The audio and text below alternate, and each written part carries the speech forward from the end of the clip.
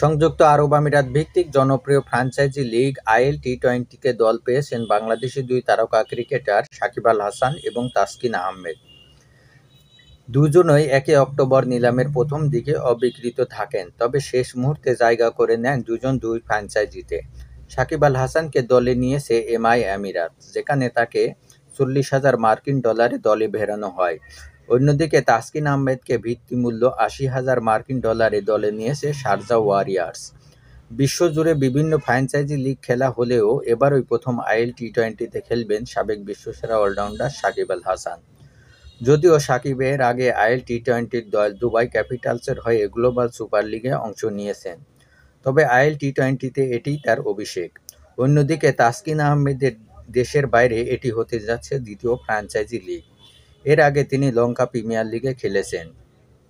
MI আমিরাতের স্কোয়াডে সাকিব আল হাসান ছাড়াও রয়েছেন Jonny Bairstow, Chris Woakes, Andre Fletcher, Romario শেপার্ডের মতো অভিজ্ঞ তারকা ক্রিকেটাররা। অন্যদিকে তাসকিন আহমেদের শারজা ওয়ারিয়র্সে আছেন Jayden Seales, Tim Southee, Adil Rashid, Tim David, Sikandar Raza, Dinesh কার্তিকদের মতো অভিজ্ঞ তারকা ক্রিকেটাররা।